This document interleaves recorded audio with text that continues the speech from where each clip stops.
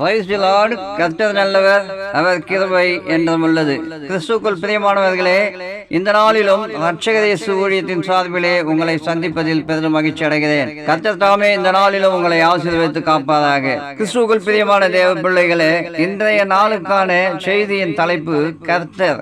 ஆம் பிரியமானவர்களே, கர்த்தர் என்று சொல்லி வேதத்தில் நாம் அநேக இடங்களிலும் வாசிக்கிறோம். பிதாவாகிய தேவனுடைய நாமம் கர்த்தர் என்று சொல்லியும், புதிய ஏற்பாட்டிலே இயேசு கிறிஸ்துவை கர்த்தர் என்று சொல்லியும் நாம் அநேக இடங்களிலே வேதத்திலே வாசிக்கிறோம். அதற்கு வசனங்களை குறிப்பிட்டு சொல்ல வேண்டிய அவசியம் இல்லை என்று நான் நினைக்கிறேன் பிரியமானவர்களே. ஏனென்றால் பழைய ஏற்பாட்டில் நாம் வாசிக்கும் போது கர்த்தர் கர்த்தர் என்று இருப்பதை நாம் அநேக இடங்களிலே பார்க்கலாம். கர்த்தர் என்றால் இறைவன், ஆண்டவர் அல்லது எஜமானர் என்று அர்த்தம். இன்னும் சொல்ல வேண்டும் என்றால் கர்த்தர் என்ற சொல் எபிரேய மொழியிலிருந்து வந்தது.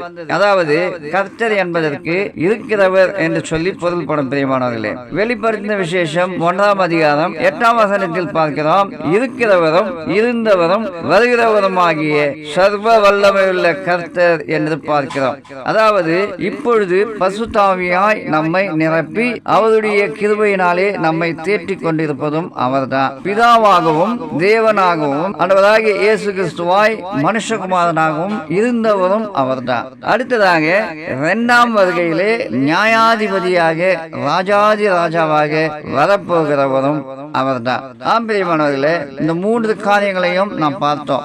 இன்றைய செய்தியின் விளக்கம் என்னவென்றால், பழைய ஏற்பாட்டில் பிதாவை கர்த்தர் என்று பார்க்கிறோம். ஆனால் புதிய ஏற்பாட்டில் எப்படி குமாரனாகிய இயேசு கிறிஸ்து கர்த்தர் என்று அழைக்கப்படுகிறார். அதாவது இயேசு கிறிஸ்துவுக்கு எதினால் பிதாவின் மகிமையான நாமமான கர்த்தர் என்கிற நாமம் வழங்கப்படுகிறது.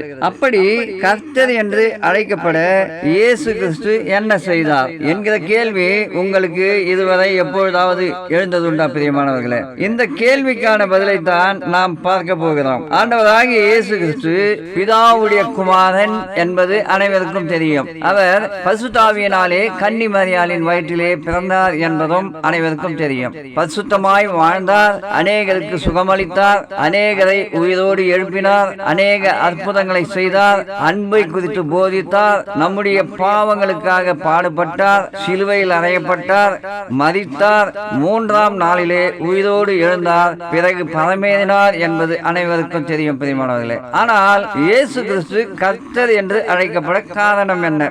வாசிக்கலாம். பிலிப்பியர் 2ஆம் அதிகாரம் வசனங்கள் 6 முதல் 11 வரை. அவர் தேவனுடைய ரூபமாய் இருந்தோம், தேவனுக்கு சமமாய் இருப்பதை கொள்ளையாடின பொருளாக எண்ணாமல் தம்மை தாமே வெறுமையாக்கி அடிமையின் ரூபம் எடுத்து மனுஷ சாயலானார். அவர் மனுஷ ரூபமாய் காணப்பட்டு மரண பரியந்தம், அதாவது சிலுவையின் மரண பரியந்தமும் கீழ்ப்படிந்தவராகி தம்மை தாமே தாழ்த்தினார். ஆதலால் தேவன் எல்லாவற்றிற்கும் மேலாக அவரை உயர்த்தி இயேசுவின் நாமத்தில் வானோர் பூதலத்தோர் பூமியின் கீழானோருடைய முழங்கால் யாவும் முடங்கும்படிக்கும் பிதாவாகிய தேவனுக்கு மகிமையாக இயேசு கிறிஸ்து கர்த்தர் என்று நாவுகள் யாவும் அறிக்கை பண்ணும்படிக்கும் எல்லா நாமத்திற்கும் மேலான நாமத்தை அவருக்கு தந்தருளினார் என்று சொல்லி பார்க்கிறோம் பிரியமானவர்களே. அதாவது ஆண்டவராகிய இயேசு கிறிஸ்து தேவனுடைய குமாரன் என்பது அனைவருக்கும் தெரியும். ஆண்டவராகிய இயேசு கிறிஸ்து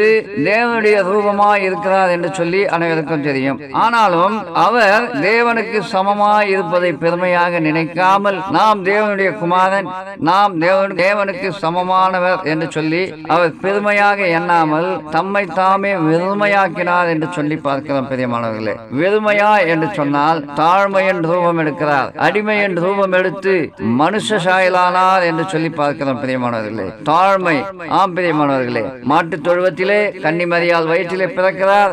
மரியாள் மற்றும் யோசேப்பு மூலமாக வளர்க்கப்படுகிறார். சாதாரண பிள்ளையை போலவே வளர்க்கப்படுகிறார். அதன் பிறகு வளர்ந்து பூமியில் வாழும் பொழுதும் மனுஷனாகவே மனுஷ சாயலோடு அவர் செய்கிற அற்புதங்களை எல்லாம், அவர் செய்கிற அடையாளங்களை எல்லாம், அவர் கொடுக்கிற சுகத்தை எல்லாம் பிதாவிடத்தில் வேண்டியே பெற்றுக்கொள்கிறார். அவர் சுயமாக எதையும் செய்யவில்லை. எல்லா அற்புதங்கள், அடையாளங்கள், சுகமளிக்கிறது எல்லாவற்றையும் நாம் பார்ப்போமானால் பிதாவிடத்தில் கேட்டு பெற்று மக்களுக்கு கொடுக்கிறார். பிரியமானவர்களே, அவருடைய சுவிசேஷத்தை பார்க்கும் பொழுது அன்பை குறித்து போதிக்கிறார். ஆனால் அவருடைய வாழ்கிற வாழ்க்கையிலே எல்லாவற்றையும் பிதாவின் சித்தத்தின்படி தம்மை தாமே வெறுமையாக்கி அடிமை என்ற ரூபம் எடுத்து மனுஷ சாயலானார்.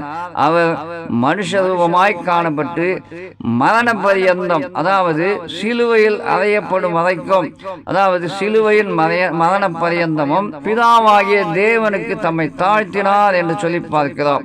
அதனால்தான் தேவன் எல்லாவற்றிற்கும் மேலாக அவரை உயர்த்துகிறார். பிரியமானவர்களே, நாம் ஏற்கனவே வாசித்திருக்கலாம் வேத வசனத்திலே, தன்னைத்தானே தாழ்த்துகிறவன் எவனோ அவன் உயர்த்தப்படுவான் என்று சொல்லி வசனம் இருக்கிறது. பிரியமானவர்களே, தாழ்மை ஒரு மனிதனுக்கு எவ்வளவு முக்கியம் என்பதை நாம் ஆண்டவராகிய இயேசு கிறிஸ்துவிடத்திலே நாம் கற்றுக்கொள்ளலாம். அவர் தன்னைத்தானே மரண பரியந்தம் பிதாவாகிய தேவனுக்கு கீழ்ப்படிந்தவராக தாழ்த்தினபடினால்தான் தேவன் அவரை எல்லாவற்றிற்கும் மேலாக உயர்த்தி இயேசுவின் நாமத்தினாலே வானோர் பூதளத்தோர் பூமியின் கீழானோருடைய முழங்கால்கள் யாவும் முடங்கும்படிக்கு.